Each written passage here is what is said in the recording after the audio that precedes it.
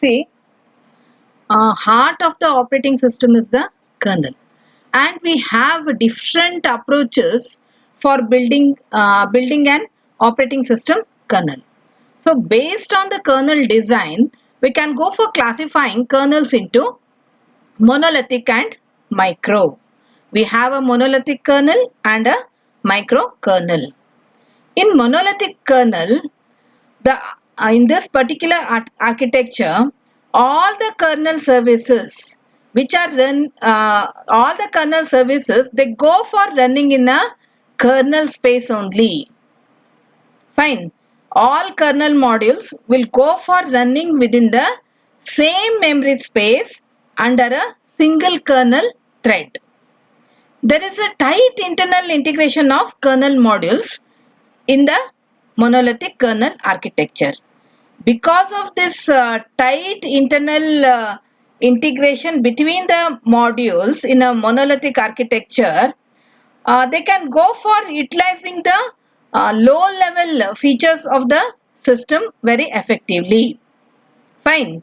As there is a tight integration, all the low level features of the underlying system can be utilized very effectively. But major drawback here is, if any one of the modules will fail, then it will go for failing the complete system. That is the major drawback. Any failure in any one of the modules will go for crashing the entire kernel application. Examples are Linux, Solaris, MS-DOS kernels. In this figure, you can see the monolithic kernel.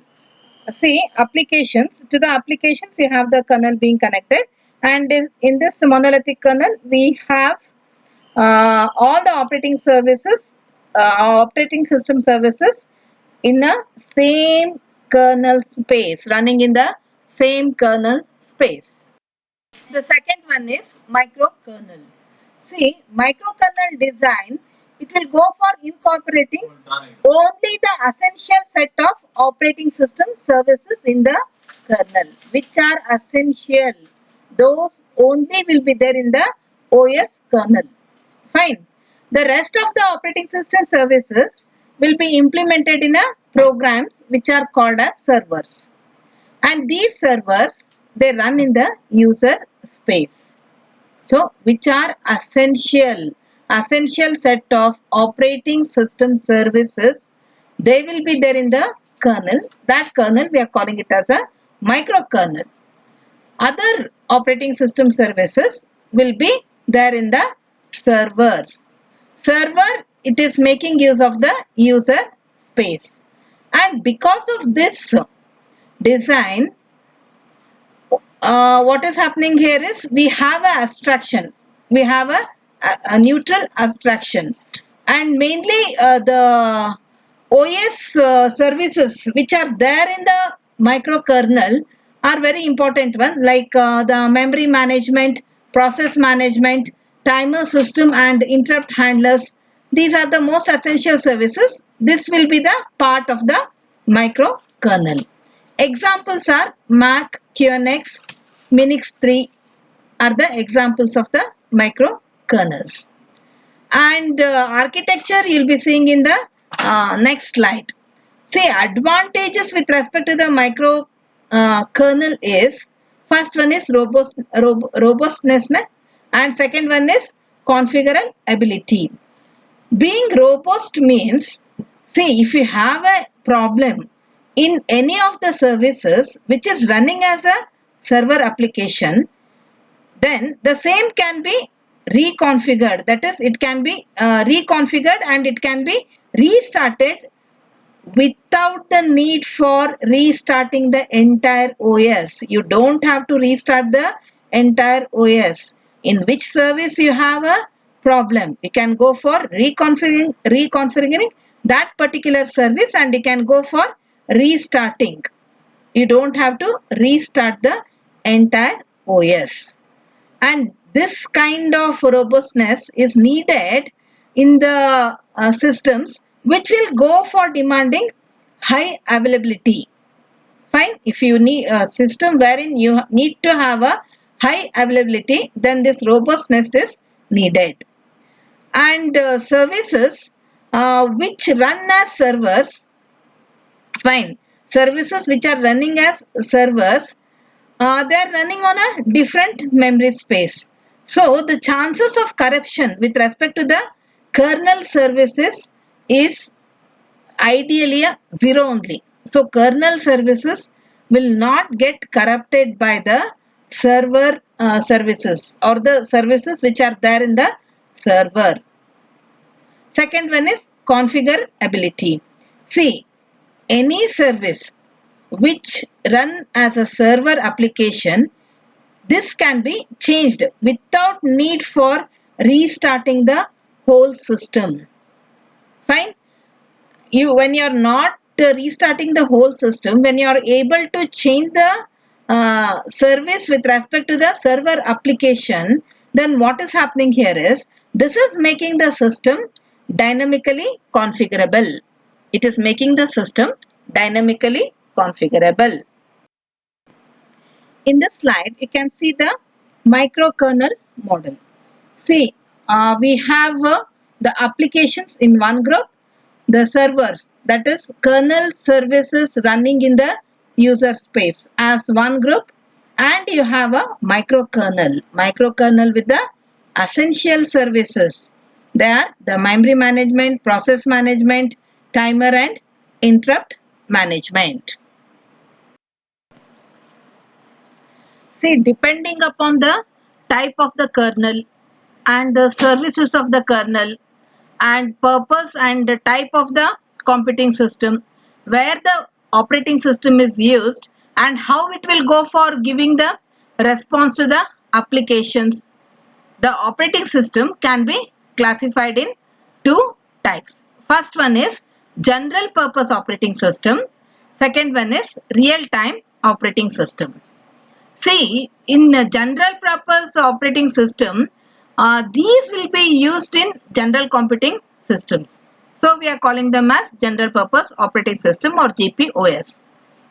Kernel of such kind of operating system, it is generalized and it will have all kinds of services which are needed for the generic applications.